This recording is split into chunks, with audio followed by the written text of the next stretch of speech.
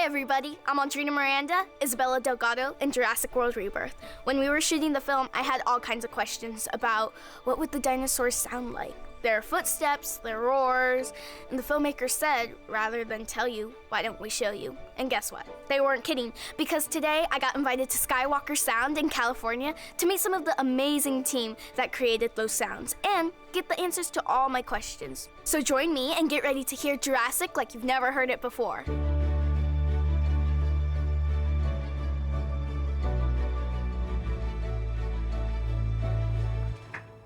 Hello. Hello. I'm Audrina. Hi, I'm Tim Nielsen. I'm the sound designer here at Skywalker. Welcome. Thank you. Can How are I you sit doing? down? You certainly can. I hear you want to learn about dinosaur sounds. I do. They sound really cool, so I want to know more that goes into it. All right. The big part of my job is to go around, even around the world, and record sound effects. We build a library of sounds to have at my disposal for making sounds. We have almost 1 million sound effects here in our library. Wow. And we have all kinds of animal sounds, which are typically what we start with when we want to make a dinosaur. We start with animals because dinosaurs were animals. We assumed that they sounded like animals. And so we try to record a lot of things. So we record things like leopards. And we have this sound, which is a baby seal, which we recorded. It's a tiny baby seal that's been in the rescue center in Sausalito. So on this show, we've had special kind of dogs, little tiny pugs and French bulldogs recorded. I have a for French us. bulldog. Do you really? They, you know they have like crazy Yep. sounds. Well, the D-Rex is made partly up of a French bulldog.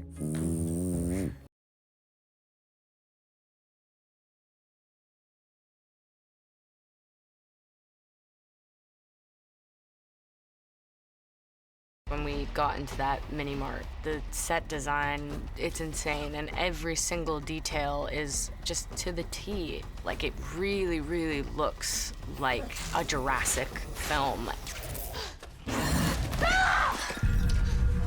It takes me more back to like the first Jurassic Park. And that's what all of the cast is saying it feels like in here. And it feels very real. I go in the fridge, which is, I think that's pretty cool. We've got a variety of different kind of VFX puppetry performance pieces. This is the Mutadon head, which we've got actually on a helmet, which can be worn by one of our puppeteers, Ed Wood, who is on arm extensions, and then he is actually being the creature as it walks through the mini-mart.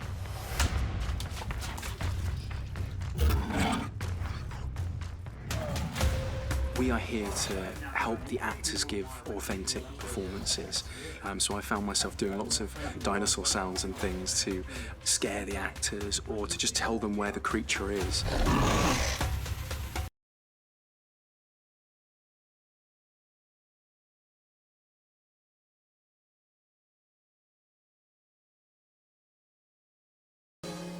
So we're standing right now on stage 10 at Sky Elstree Studios. In the background, we have our temple interior set made of wood and plaster and steel. We do all of this by hand, and we carve every little bit of foam that you see behind us and bring it up to this level. One thing that we really wanted to impress was this idea of time has kind of taken over here.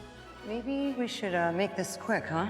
You want to still feel like those root systems are crawling into every little corner, or that the stonework that we did in Thailand is applied exactly to the stonework that we do here on our stage.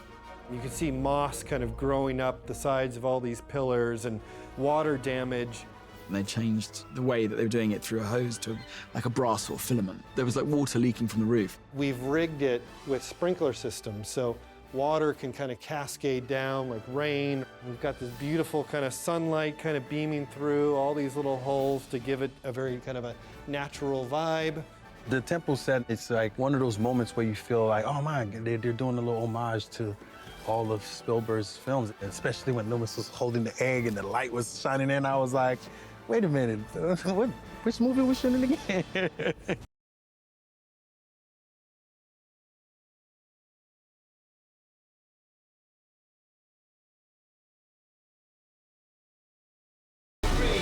Two, one, action! The Essex is one of the characters of the movie.